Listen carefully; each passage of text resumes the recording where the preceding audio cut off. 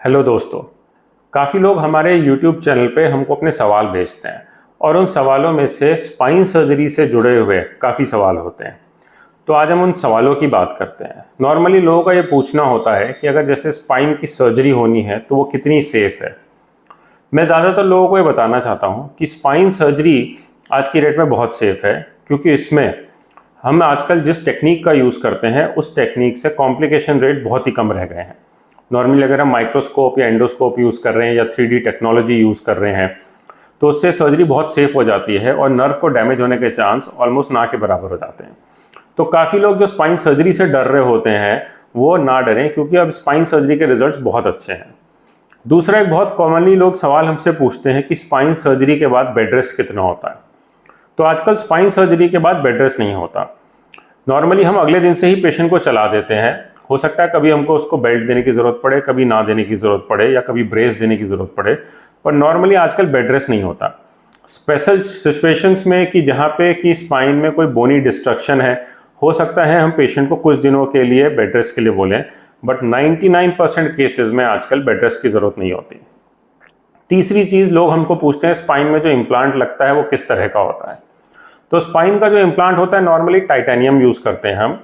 जो best quality titanium होता है हम वही यूज़ करते हैं। हमारे सारे पेशेंट्स में या तो हम अमेरिकन इम्प्लांट्स यूज़ करते हैं या अगर इंडियन इम्प्लांट या कोरियन भी यूज़ कर रहे हैं तो उसमें जो बेस्ट क्वालिटी टाइटेनियम होता है हम वही यूज़ करते हैं, ताकि पेशेंट को बाद में किसी भी तरह की दिक्कत ना हो। हम अपने पेशेंट्स में किसी भी तरह का क्वालिटी कॉम्प्रोमाइज़ नहीं करते और बेस्ट प्रोडक्ट ही यूज़ करते हैं। अगला एक बहुत कॉमन सवाल लोग हमसे ये पूछते हैं कि स्पाइन सर्जरी के बाद एक्टिविटी रिस्ट्रिक्शन कितना है। तो नॉर्मली अगर हम एक्टिविटी रिस्ट्रिक्शन की बात करें तो डिपेंड करता है कि आपकी सर्जरी कौन सी हो रही है। जैसे अगर हमने सर्वाइकल स्पाइन की सर्जरी करी है, आर्टिफिशियल डिस्क रिप्लेसमेंट, तो इसमें हम थोड़े ही दिनों के बाद पेशेंट को कहते हैं आप अपनी गर्दन घुमा सकते हो चारों डायरेक्शन में और आप देख सकते हो। इसी तरह से अगर हमने फ्यूजन सर्जरी करी है तो हो सकता है हम रिस्ट्रिक्शन करें मूवमेंट का 1 से 1.5 महीने के लिए। इसी तरह अगर स्लिप डिस्क सर्जरी कर रहे हैं तो स्लिप डिस्क सर्जरी में ये हो सकता है कि हम पेशेंट को कोई रिस्ट्रिक्शन दें ही ना, कुछ ही दिनों बाद एक्सरसाइज भी शुरू करा दे, पेशेंट चौथे पांचवें दिन से गाड़ी चलाए, अपने काम पे जाए, अपनी सारी नॉर्मल एक्टिविटीज़ करें, अगले दिन से सीढ़ी चढ़े, कोई बेड रेस्ट नहीं। तो एक्टिविटी रिस्ट्रिक्शन कितना रहता है किस सर्जरी के बाद, ये उस सर्जरी पर डिपेंड करता है, हम किस टेक्निक से कर रहे हैं उस पर डिपेंड करता है, और पेशेंट की अपनी कंडीशन पर भी डिपेंड करता है। कि जैसे अगर कोई पेशेंट है बहुत हैवी वेट है, वज़न बहुत ज़्यादा है, तो हम हो सकता है कुछ दिनों के लिए उनको रिस्ट्रिक्शन दें। ये भी हो सकता है कोई पतला दुबला सा मरीज हो, हमने एंडोस्कोपिक सर्जरी करी हो, हम अगले दिन से बोल दें कोई रिस्ट्रिक्शन नहीं है। तो ये सारी चीज़ें पेशेंट फैक्टर पे भी डिपेंड करती हैं, किस टेक्निक से हम कर रहे हैं उस पर भी डिपेंड करती है, और हम कौन सी सर्जरी कर रहे हैं उस पर भी डिपेंड करती है। अगला एक बहुत ही कॉमन सवाल जो लोग अक्सर हमारे पोर्टल पे हमसे पूछते हैं कि स्पाइन सर्जरी के बाद किस तरह का लाइफस्टाइल या फिर किस तरह का लाइफस्टाइल एक्सपेक्ट करें या किस तरह का लाइफस्टाइल रहता है। तो इसका जवाब बड़ा सीधा सा है।